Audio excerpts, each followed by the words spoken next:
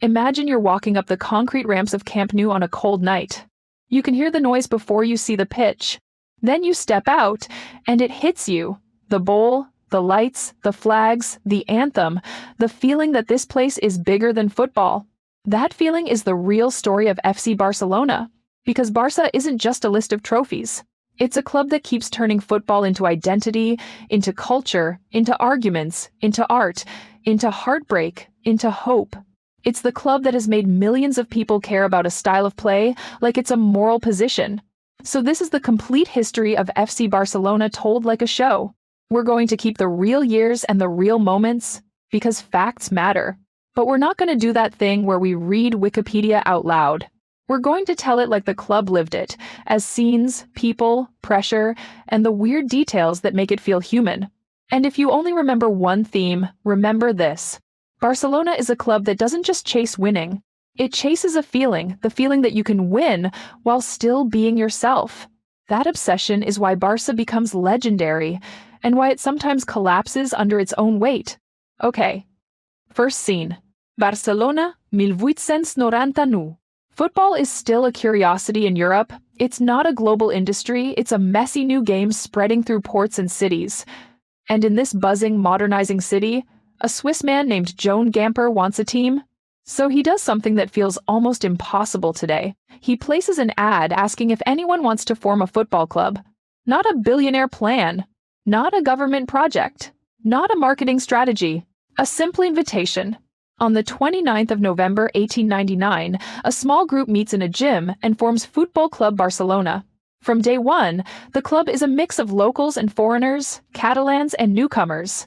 And that matters, because Barcelona the city has always been a gateway trade, culture, ideas coming in and out. Barça grows up reflecting that, open, proud, and stubbornly its own. Early Barça lives in regional competitions. The Catalan Championship, local cups, crowds that are still learning how to be crowds. This is also where the club builds its first rivalries. Espanyol in the same city becomes the closest enemy. And the rivalry isn't only about geography, it slowly gathers cultural meaning too. Barça becomes emotionally connected to Catalan identity for many supporters, while Espanyol historically attracts a different symbolism. It's not that every match is political, but the club is always living inside bigger stories. This is also where Barcelona collects its folklore. The Blaugrana colors become permanent. The crest evolves but keeps the city inside it.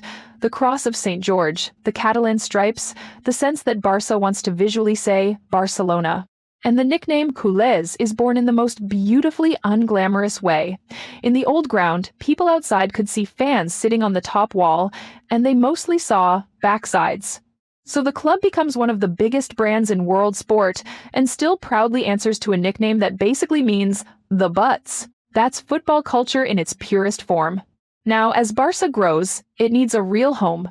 In 1922, the club opens the Les Corts Stadium. And this is important. In the 1920s, a stadium isn't just where you watch a match. It's a social ritual. It's where the city meets itself. It's where you bring your friends, argue, sing, and feel like you belong to something. Barça becomes a civic institution, not just a team. In this era, Barça has one of its first superstar characters, Josep Samitier. He's not just good, he's theatrical. He turns football into performance. And that matters, because Barcelona's identity begins to lean towards something beyond results. Style, creativity, flair. This becomes a pattern you can trace across a century. Samitier to Kubala to Cruyff to Ronaldinho to Messi. Barça's mythology loves artists. Then Spanish football changes forever. In 1929-0, La Liga begins, and Barcelona wins the first ever league title. That's not trivia, it's a statement. Barça is not a side character, it's there at the birth of the league, already claiming space at the top. But now the story stops being only football. Because Spain enters dictatorship politics, and Barça becomes a symbol big enough to be punished. On the 14th of June, 1925, at Les Corts, during a ceremony when the Spanish anthem is played, the crowd whistles. The authorities respond by shutting the club down for 6 months. 6 months. Think about that.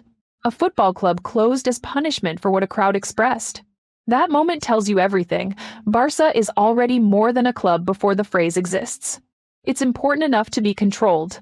Then the 1930s arrive and Spain fractures. The Spanish Civil War erupts. In 1936, Barça president Josep Sunyol is killed during the conflict. That's not a football tragedy, that's a national tragedy inside the club's story. And then comes one of the most unbelievable survival chapters in elite football history. In 1937, Barcelona tours Mexico and the United States. Not for brand expansion. Not for pre-season selfies. To survive. The club is in financial danger. Assets are threatened. Spain is collapsing. So Barça travels abroad to raise money and keep the institution alive. Some players don't return, choosing to stay abroad. That tells you how terrifying the situation was. Now the war ends. And Franco's dictatorship takes power. Catalan culture is suppressed language, symbols, expression.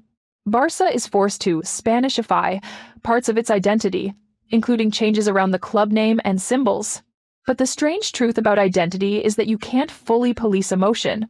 For many Catalans, Barça becomes a refuge. The stadium becomes one of the few places where a huge crowd can gather and feel like itself. A football match becomes a subtle kind of belonging. Now we reach the 1950s, and this is where Barça becomes a giant. Enter Ladislau Kubala. Kubala doesn't just score goals. He transforms the club's aura. Crowds swell. The city falls in love in a deeper, louder way. Barcelona wins major trophies, and suddenly the club has another very Barça problem. It's too big for its own home. So Barça builds Camp Nou. And when Camp Nou opens in 1957, it isn't just construction. It's a declaration. We are not shrinking. It becomes a cathedral of football, the biggest stadium in Europe at the time, and a physical symbol that Barcelona intends to be permanent. The 1950s also contain one of the most controversial what-if stories in football history. Alfredo Di Stefano. Barcelona and Real Madrid both believed they had a legitimate path to signing him. The situation became political, messy, and legendary. Di Stefano ends up at Madrid and becomes central to their European dominance. For Barça fans, the saga becomes part of the rivalry's emotional engine, not just we lost a player, but power decided the story. Whether you personally agree with every interpretation or not, what matters is the consequence.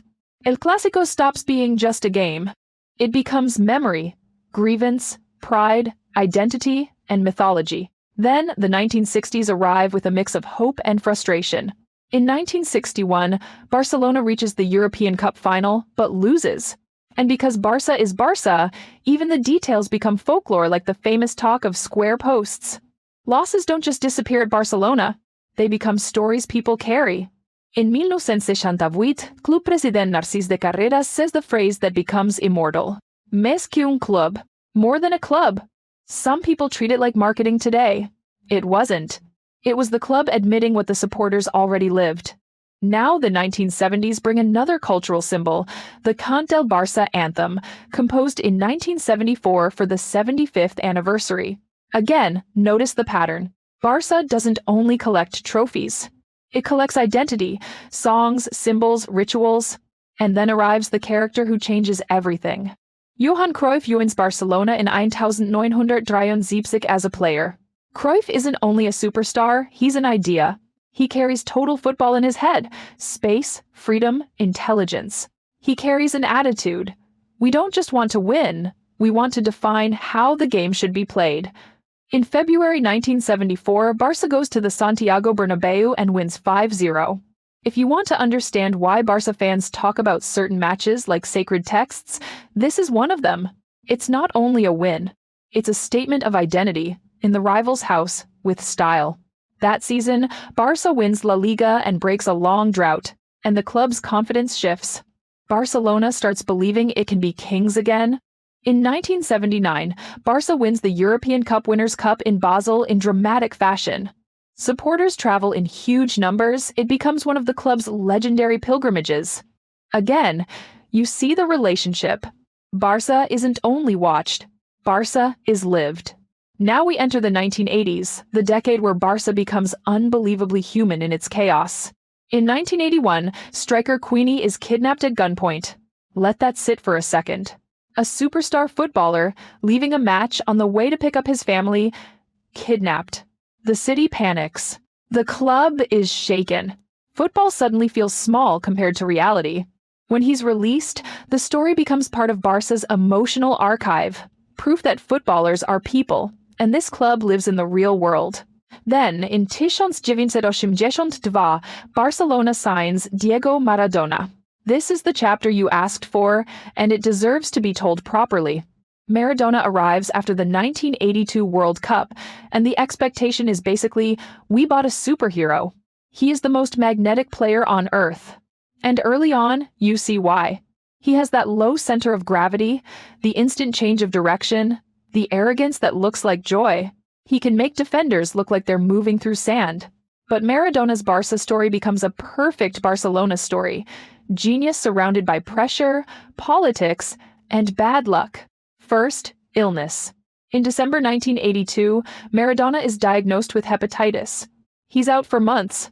Imagine the atmosphere, the biggest signing in the club's modern era, suddenly not playing, while expectations stay the same.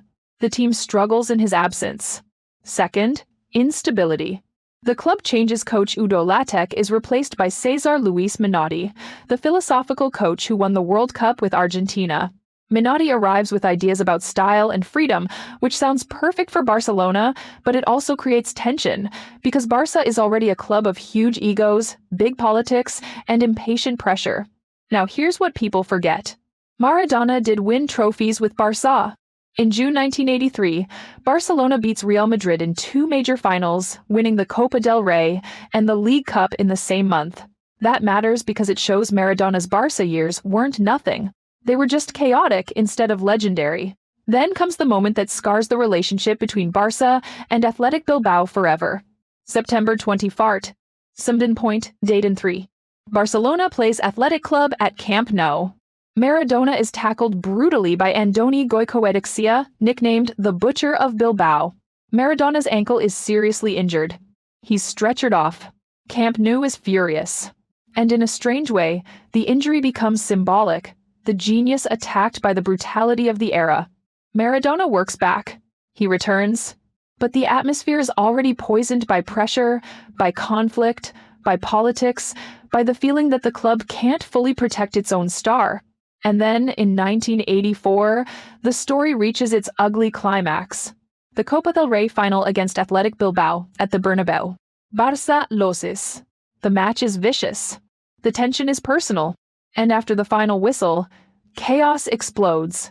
A mass brawl breaks out, the kind of scene that feels more like a street fight than a football match. Maradona is right in the middle of it. It becomes one of the most infamous moments in Spanish football history. And that's basically the end of Maradona at Barcelona. He leaves for Napoli in 1984, and there he becomes a god. But his Barca chapter remains this strange, painful what if. What if the club environment had been calmer? What if he had stayed healthy? What if Barcelona had been ready for Maradona, instead of expecting him to fix everything? That's why the Maradona era matters. It shows a truth about Barca. Even the most talented player in the world can't turn Barcelona into a fairy tale if the club itself is a storm. Now, after the Maradona turbulence, Barcelona keeps searching for itself. There are trophies. There are disappointments. There is constant pressure. And then comes the turning point that creates modern Barca. Itzen Jo by Bashaba. Johan Cruyff returns, this time as coach. This is the moment modern Barcelona is born. Cruyff doesn't just coach a team. He builds a philosophy. He teaches the club that football is about space. He insists on playing out from the back. He insists on bravery on the ball. He insists that possession is not vanity, it's control. And he leaves behind a cultural rule that becomes almost religious. The ball is faster than legs. This becomes the dream team of the early 1990s. And in 1992, Barcelona reaches the European Cup final at Wembley. The club has never won it. The weight is enormous. The game goes to extra time. Then Ronald Koeman hits the free kick. Barcelona wins its first European Cup. That goal is like the club exhaling decades of pressure. Barca is no longer a great club that can't win Europe. It is a European champion. But Barcelona never stays in one mood.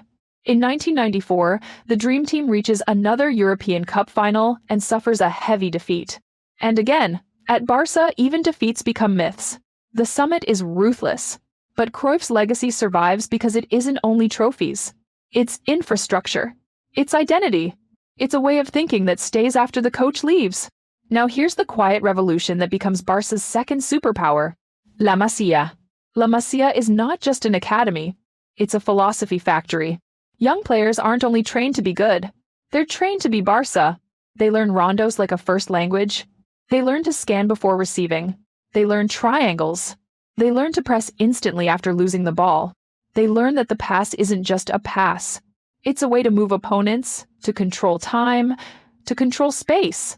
This is why Barça, at its best, looks like it can reproduce itself. Many clubs buy identity. Barcelona tries to grow it.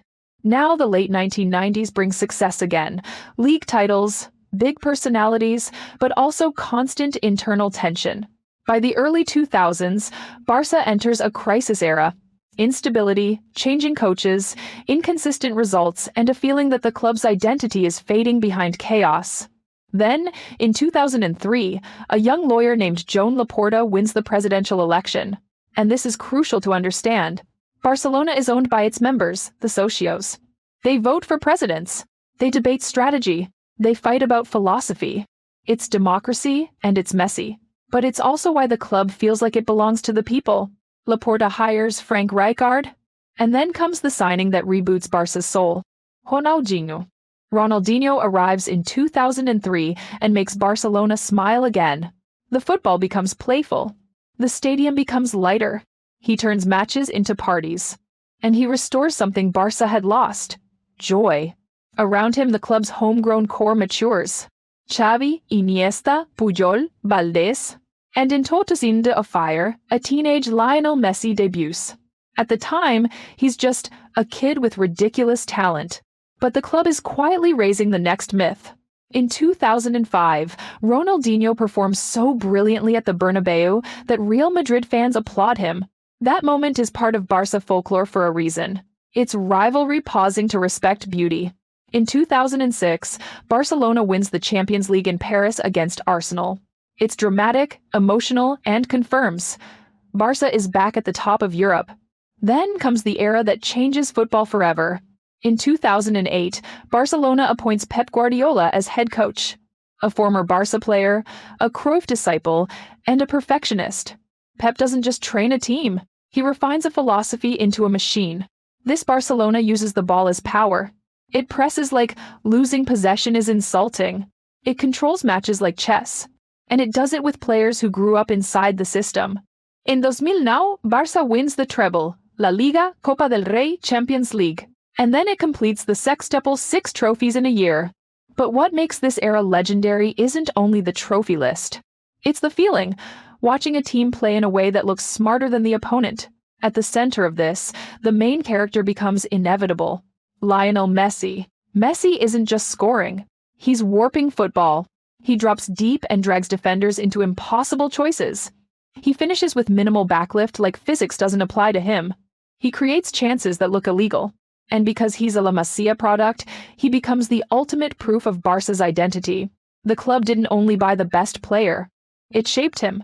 This is also the era where El Clásico becomes the biggest show in football, especially as Real Madrid builds around Cristiano Ronaldo. The world gets a perfect contrast. Barça as a system. Madrid as a counterpunch. Barça as philosophie. Madrid as ruthless speed and power.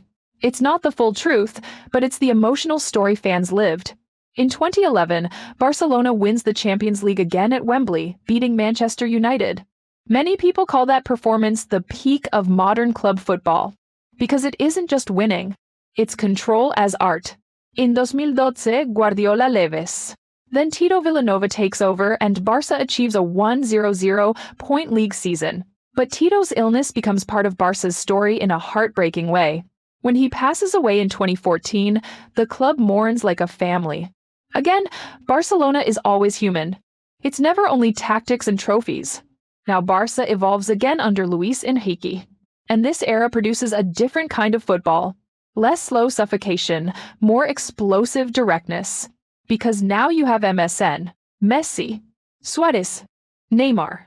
In 2015, Barca wins another treble.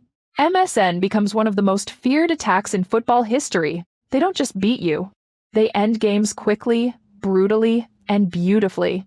Then, 2017 produces a night that becomes permanent myth, the remontada against PSG. After losing 4-0 inches Paris, Barca wins 6-1 at Camp Nou and advances 6-5 on aggregate. It feels scripted by a fan. The stadium becomes a pressure cooker. The minutes become destiny. And when the final goal goes in, it feels like the universe bends. But magic doesn't prevent collapse. After that era, Barca experiences European heartbreaks that become trauma. Roma, Liverpool, and then, in 2020, the 8-2 defeat to Bayern Munich, a match that feels like the public demolition of a dynasty. That Bayern night becomes the end of an era in one brutal hour.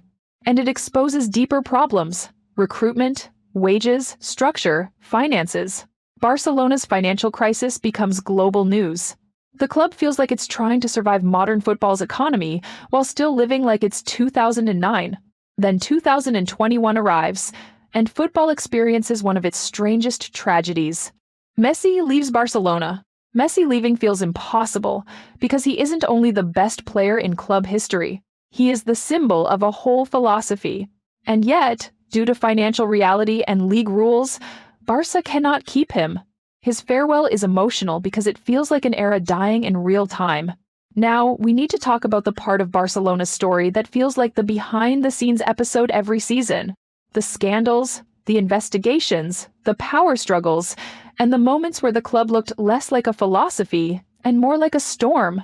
Because if you only tell Barca's history as trophies and legends, you miss the truth.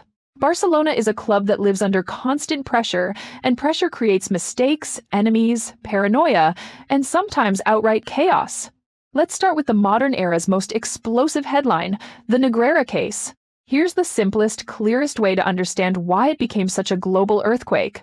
For years, Barcelona paid money to companies linked to José María Enríquez Negreira, who used to be a vice president of Spain's refereeing technical committee. Barca's public position has been that these payments were for technical consulting reports and analysis about refereeing. But the optics are catastrophic, and the investigation has kept the story alive because the football world doesn't do maybe very calmly. Even if you've never watched a match in your life, you can understand the emotional reaction. If a club is paying someone connected to referees, people instantly imagine the worst. That's why the case became a permanent debate, not just legal, but cultural. Rival fans treat it like proof. Barca fans treat it like persecution or misunderstanding. And the club itself is forced to defend not only its actions, but its legitimacy. And here's what makes it even more Barcelona. It hits the club's identity. Because Barca doesn't want to be seen as winners at any cost. It wants to be seen as winners with style and meaning. So when a scandal touches refereeing, it doesn't just threaten points. It threatens the idea. Now, another scandal that felt like a Netflix subplot, Barcagate. In 2020, reports emerged that the club had hired a company allegedly connected to running social media campaigns to protect the image of the president at the time and attack or discredit people around the club, including players and former legends. Just imagine that for a second. The club is supposed to be a family, a culture, a more than a club. And behind the scenes, you have a toxic online war targeting your own ecosystem. That's the kind of thing that doesn't just damage reputation. It damages trust. Because once supporters believe the club can turn on its own people, everything feels less romantic. And then there's the money crisis, the scandal without one single villain, but with a lot of consequences. By the early 2020s, Barcelona's finances became a global story. Wages, debt, expensive transfers that didn't land, and a football economy that punishes mistakes like interest compounding. And the most dramatic symbol of that financial collapse is still the moment in 2021 when Messi leaves. Not because he wanted a new challenge, but because the club's financial reality and league constraints made keeping him impossible. That is heartbreak as accounting. To survive and compete, Barca used what the club itself called levers, selling future revenue streams, like portions of TV rights, to bring money forward into the present. That choice is controversial for a reason. It's basically the club saying, "We need oxygen now, even if it costs us later. Some fans saw it as smart survival. Others saw it as borrowing from the future. Either way, it's peak Barcelona, the club refusing to accept a slow decline, choosing a dramatic solution instead. And yes, Barcelona has also had transfer scandals that became courtrooms. The Neymar transfer, for example, turned into years of legal noise. It became a story about hidden fees, complex payments, and who knew what. In the end, the defendants in that corruption, fraud trial were acquitted, but the case still left a stain in public debate because trials don't need convictions to damage trust. They only need headlines. When you stack all of this together, Negreira, Barçagate, financial chaos, courtroom transfers, you get the full modern Barcelona vibe. A club trying to be a moral and footballing symbol while surviving the ugliest parts of modern elite sport. And here's the uncomfortable truth. Every giant club has controversies. Barcelona just lives them louder because Barcelona is more than a club, which also means it's more than a football scandal. It becomes a cultural argument. So when you watch Barça today and you see the rebuild, the youth, the philosophy returning, remember, it's not just football. It's a club trying to win back trust as much as trophies. Now comes the rebuild. And rebuilding at Barcelona is always unique because the expectations are insane. You have to win while being Barça, meaning develop youth, play attractive football, represent identity, fix finances, compete in Europe, and do it under a microscope. So the club leans back into youth and identity. It bets on kids again, and you begin to see a new generation carrying the badge with the same fearlessness the old generation once had. In 2024, Barcelona appoints Hansi Flick as head coach. And quickly, Barça finds something it desperately needed: structure and belief. In the 2024-25 season, Barcelona win 3 domestic titles: the Spanish Super Cup, the Copa del Rey, and La Liga. A domestic treble? Not the European peak of the Guardiola era, but a real statement. Barça is standing again. And then, in November 2025, another symbol returns. Barcelona plays again at Spotify Camp Nou, beating Athletic Club 4-0 inches the first competitive match back after renovation work.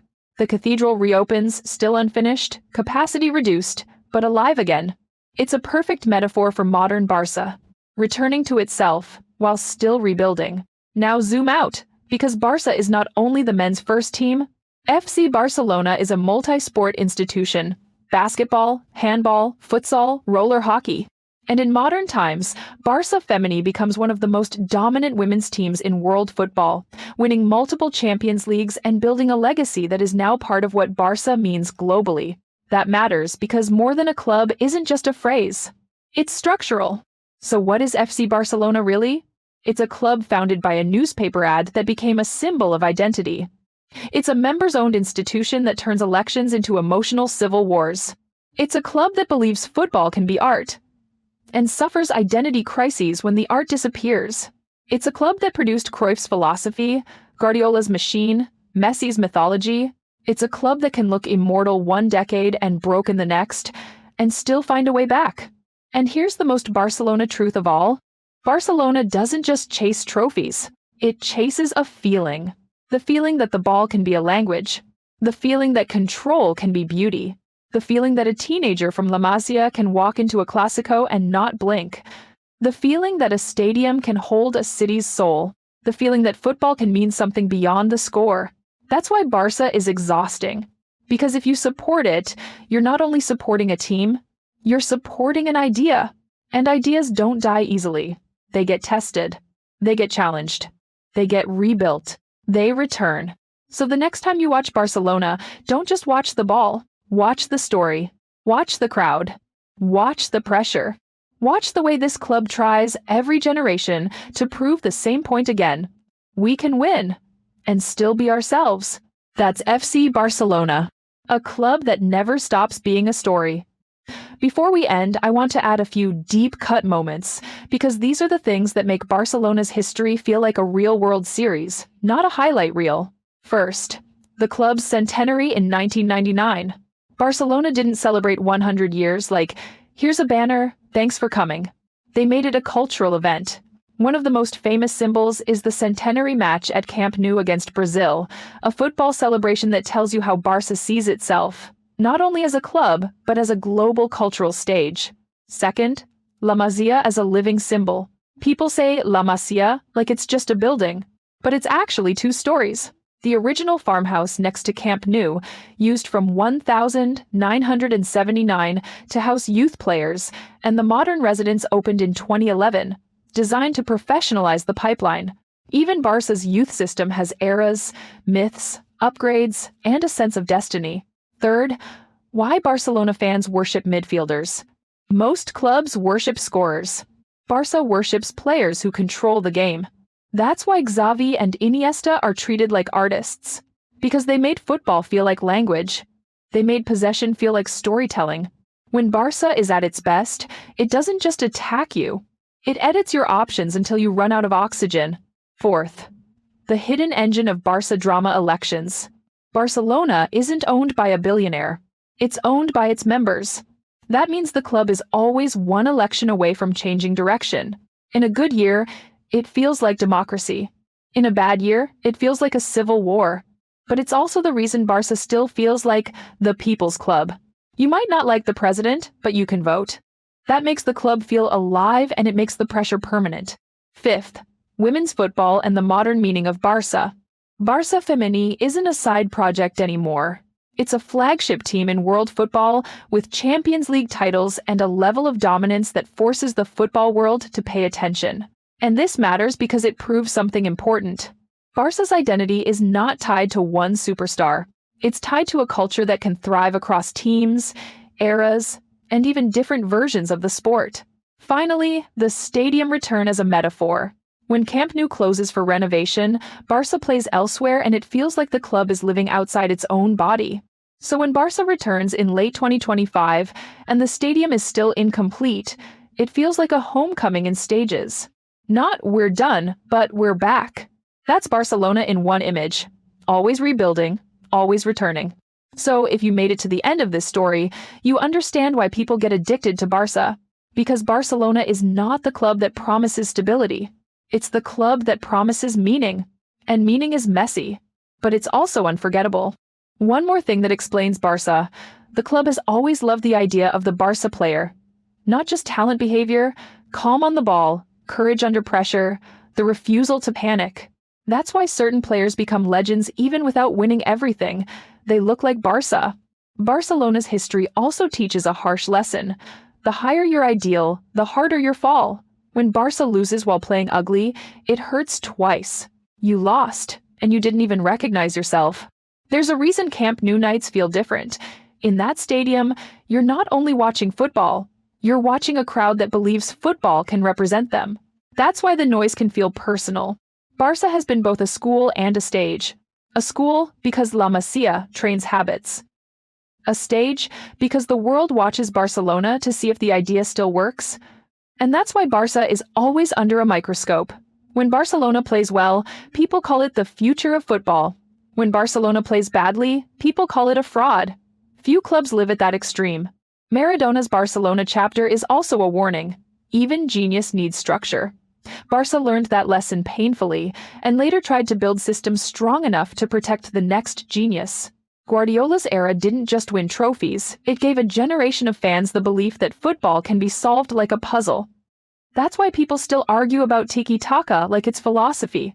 Even the club's motto, "More than a club," is both a gift and a curse. It gives Barça meaning, but it also adds pressure. You're never allowed to be ordinary. In modern football, money can buy players, but it can't buy the feeling of a kid from the academy stepping onto the pitch and looking like he belongs. That's why Barça will always return to youth after chaos. Barcelona's story is basically this. Every era tries to answer the same question: can we win with our identity intact? Sometimes the answer is yes, and it looks like art. Sometimes the answer is no, and it looks like heartbreak. One more thing that explains Barça. The club has always loved the idea of the Barça player. Not just talent behavior, calm on the ball, courage under pressure, the refusal to panic. That's why certain players become legends even without winning everything. They look like Barça. Barcelona's history also teaches a harsh lesson. The higher your ideal, the harder your fall. When Barca loses while playing ugly, it hurts twice. You lost, and you didn't even recognize yourself. There's a reason Camp Nou nights feel different. In that stadium, you're not only watching football, you're watching a crowd that believes football can represent them. That's why the noise can feel personal. Barça has been both a school and a stage. A school because La Masia trains habits. A stage because the world watches Barcelona to see if the idea still works. And that's why Barça is always under a microscope. When Barcelona plays well, people call it the future of football.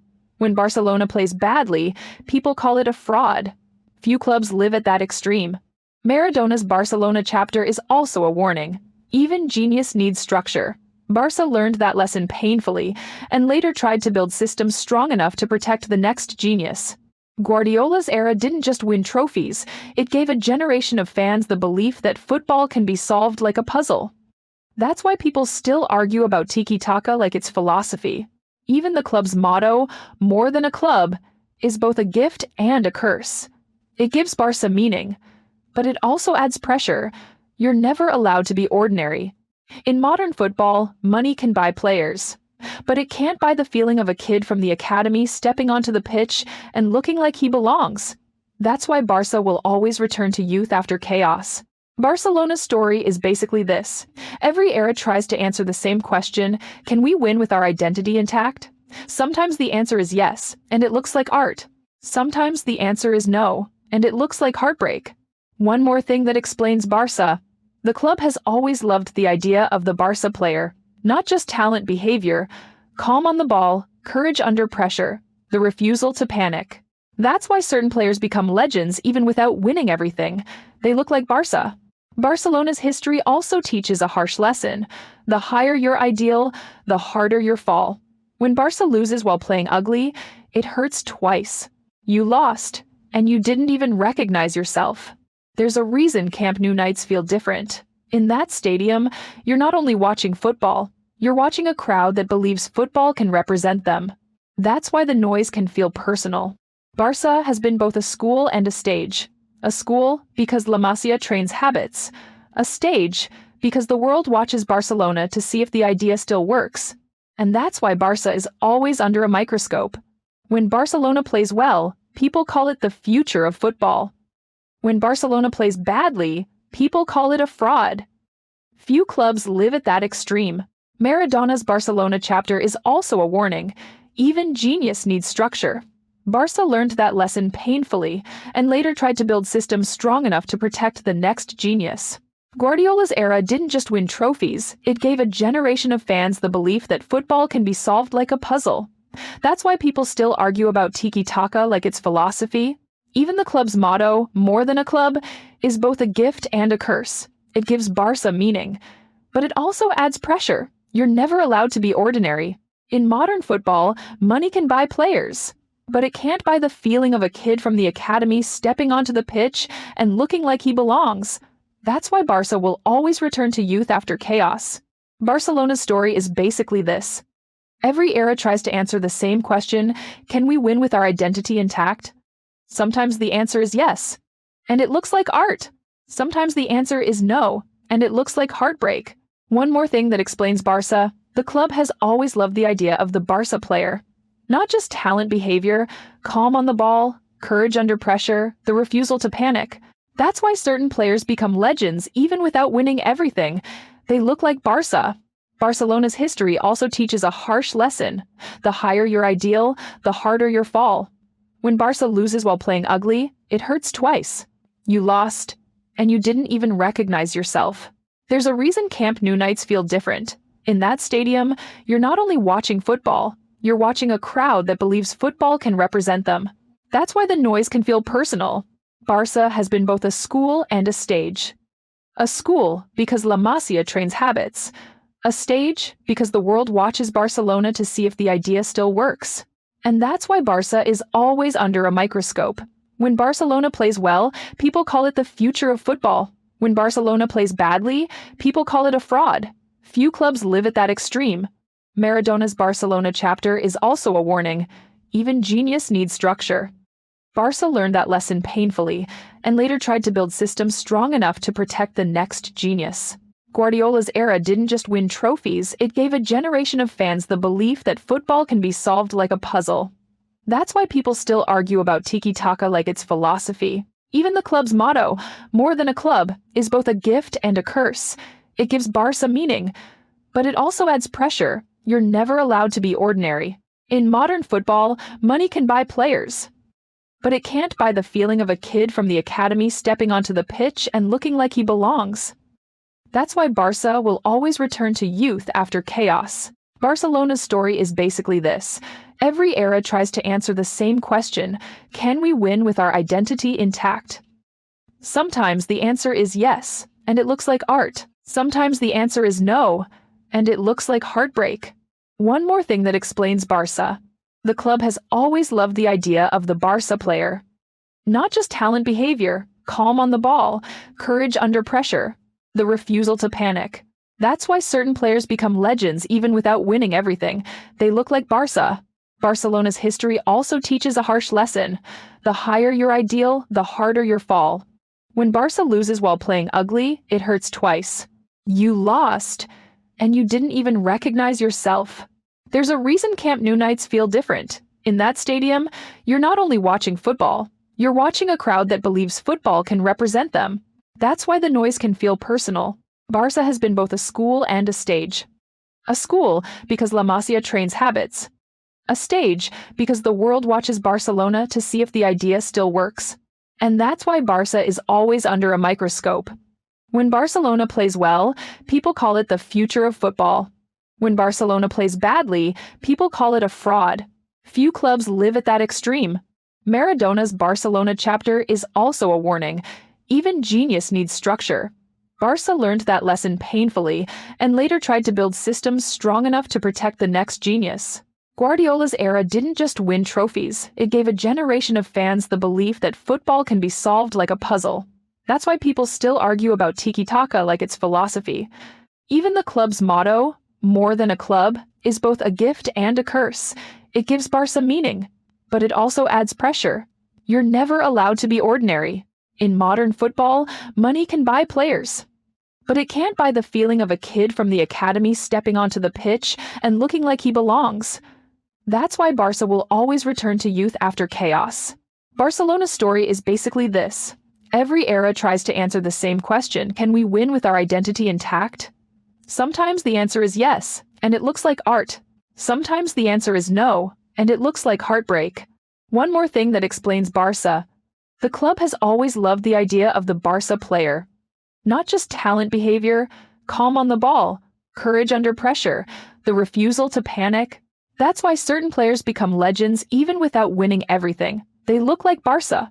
Barcelona's history also teaches a harsh lesson. The higher your ideal, the harder your fall. When Barça loses while playing ugly, it hurts twice. You lost, and you didn't even recognize yourself. There's a reason Camp Nou nights feel different. In that stadium, you're not only watching football, you're watching a crowd that believes football can represent them. That's why the noise can feel personal. Barça has been both a school and a stage. A school because La Masia trains habits. A stage because the world watches Barcelona to see if the idea still works. And that's why Barça is always under a microscope. When Barcelona plays well, people call it the future of football. When Barcelona plays badly, people call it a fraud. Few clubs live at that extreme. Maradona's Barcelona chapter is also a warning. Even genius needs structure. Barça learned that lesson painfully and later tried to build systems strong enough to protect the next genius. Guardiola's era didn't just win trophies, it gave a generation of fans the belief that football can be solved like a puzzle. That's why people still argue about tiki-taka like it's philosophy. Even the club's motto, more than a club, is both a gift and a curse. It gives Barça meaning, but it also adds pressure. You're never allowed to be ordinary. In modern football, money can buy players, but it can't buy the feeling of a kid from the academy stepping onto the pitch and looking like he belongs. That's why Barça will always return to youth after chaos. Barcelona's story is basically this. Every era tries to answer the same question: can we win with our identity intact?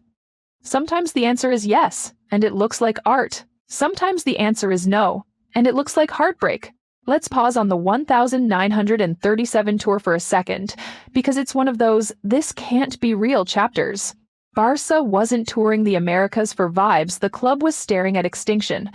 They were burdened by debt, assets were under threat, and Spain was burning. So the team traveled to Mexico and the United States to raise money and keep the club alive. And here's the part that hits hardest.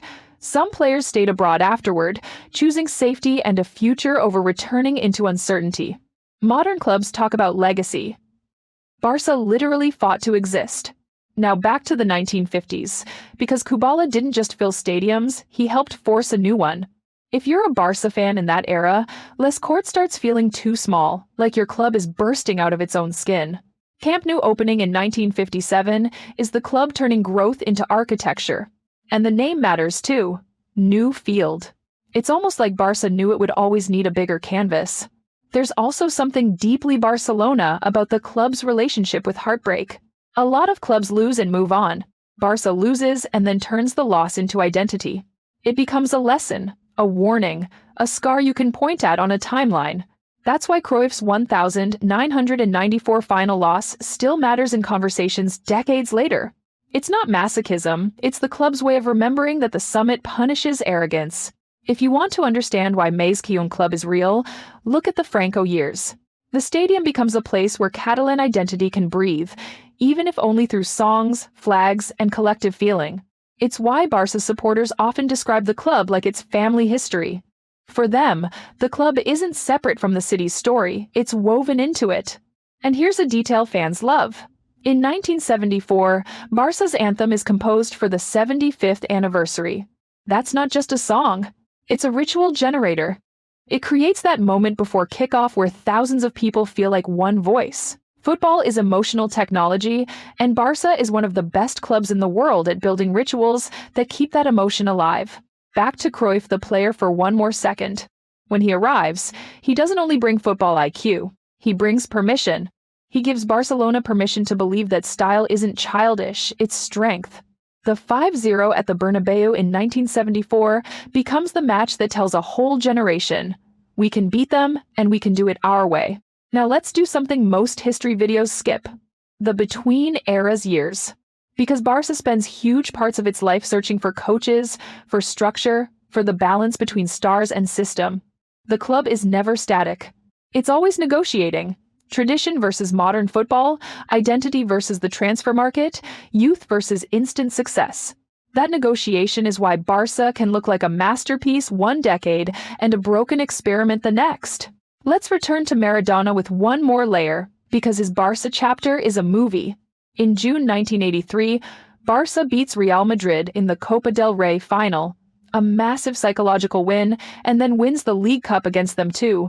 Basically, back-to-back punches in the biggest rivalry on earth. You'd think that would launch a dynasty.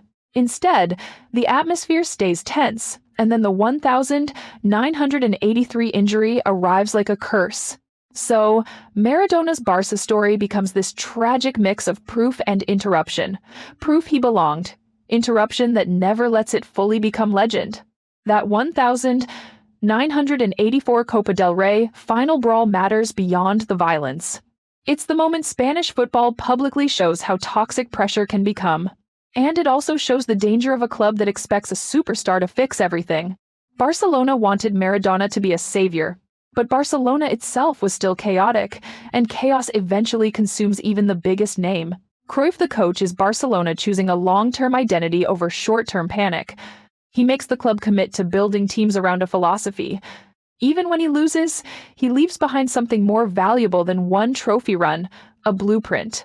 That blueprint becomes the DNA that Guardiola later turns into a machine. La Masia deserves its own origin story moment. The original farmhouse near Camp Nou starts housing youth players in 1979. And that matters because it's not only training, it's living. Kids are raised inside the club's culture. They're taught that the badge has rules.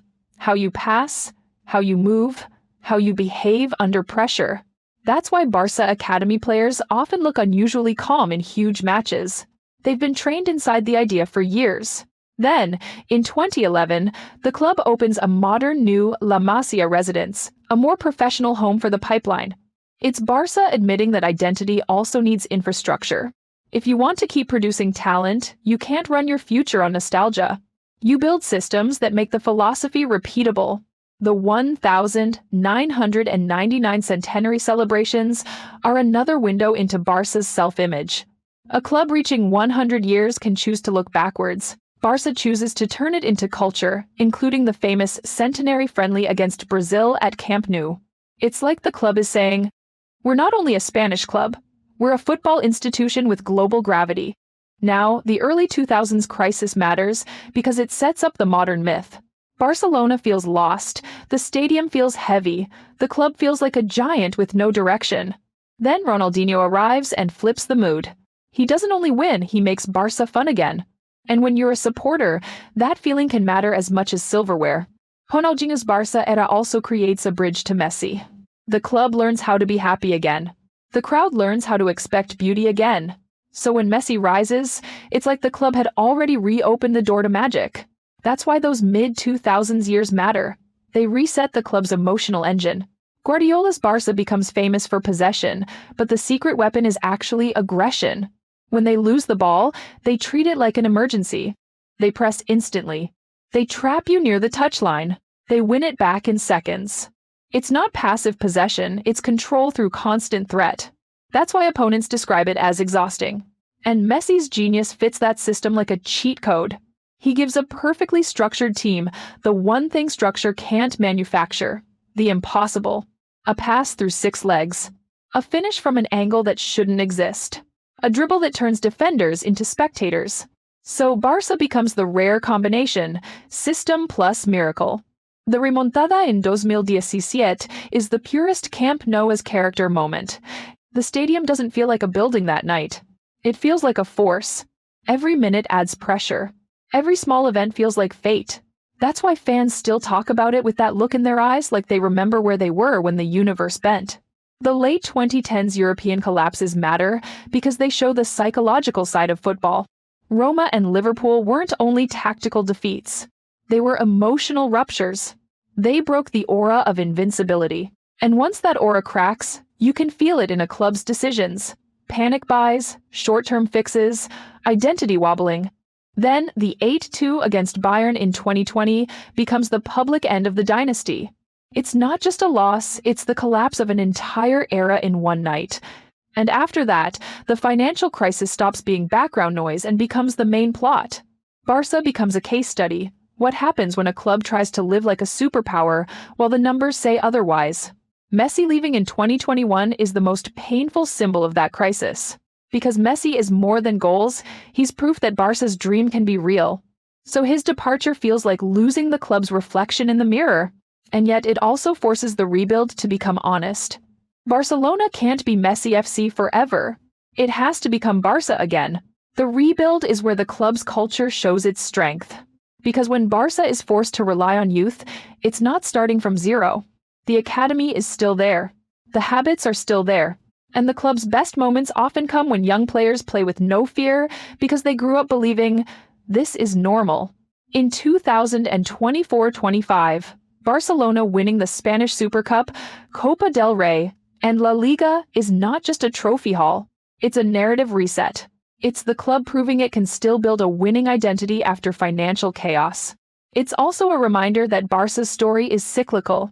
Crisis, rebuild, style, success, and then a new challenge. The Camp Nou return in November 2025 is one of those goosebump scenes. After more than 2 years away, football returns to the stadium not fully finished, capacity reduced, but alive. And when Barça wins 4-0 inches that first competitive match back, it feels symbolic. The club is literally returning home while trying to return to itself. Barça Femení deserves explicit respect in the modern story. This team becomes a global benchmark, winning multiple Champions League titles in the 2020s and dominating domestically. It's not nice for the women's team. It's historically significant. It expands what Barcelona means to the world. When people say Barça DNA now, it includes the women's team too. And the best part is that all of this still feels like the same club. From Gamper's newspaper ad to Cruyff's philosophy, to La Masia's pipeline to the modern rebuild, the through line is stubborn. Barcelona always wants to be itself, even when being itself is the hardest path. So yes, you can measure Barça in trophies, but you can also measure it in moments. The anthem rising, a kid from the academy demanding the ball, the stadium exploding after a comeback, the heartbreak of a collapse, the relief of a rebuild. That emotional roller coaster is the real product Barcelona sells, and the reason people can't stop watching. If you're building a video out of this, remember the goal isn't to sound like a textbook. It's to make the listener feel the shifts. Hope to pressure, joy to obsession, identity to crisis, and then back again. That's Barça. That's why the story never ends. A quick but important flashback. Barcelona's identity has always been tied to people over owners. Socios don't just cheer, they vote. That means presidents campaign like politicians, promises get made, and every era gets judged like an administration. It can be chaotic, but it's also why the club feels owned by the crowd, not rented by investors. The UNICEF on the shirt era matters too, because it shows how Barça likes to see itself. For years, Barcelona wore UNICEF branding as a statement, not as a standard sponsorship. Whether you love the idea or think football should stay simple, it's peak Barça. Even the jersey becomes a message. Another underrated Barça storyline is how often the club has had to reinvent its style without betraying its DNA. Rijkaard's Barça is joyful and fluid. Guardiola's Barça is obsessive and surgical. Luis Enrique's Barça is direct and explosive. Different shapes, different rhythms, but the same core demand. Be brave on the ball and make the game yours. And yes, Barcelona also lives in the tension between global and local. Barça is a global brand now, millions of fans across continents, but it still carries the emotional weight of Catalonia and Barcelona the city. That dual identity is why the club can feel like a symbol and a spectacle at the same time. If you want a final reason why Barça's story is so addictive, it always feels like it's about the next generation. A new kid arrives. A new coach promises a revolution. A new president promises a reset. At Barcelona, the future is never just next season. It's always the next era. And that's why the club keeps producing moments that feel like cinema. Not because football is scripted, but because Barcelona lives at the intersection of pressure and identity. When you combine huge expectations with a philosophy the club refuses to abandon, every match becomes a test of meaning. That's why Barça wins feel bigger, and Barça losses feel heavier. So, when you tell Barça's history, don't end it like a museum tour. End it like a cliffhanger. Because the club always believes the next chapter can be special, and it usually is, for better or worse. And if you're still here, you get it. Barcelona isn't a timeline, it's a personality. A personality that argues with itself, dreams out loud, breaks, rebuilds, and then dares to dream again. Thank you for watching.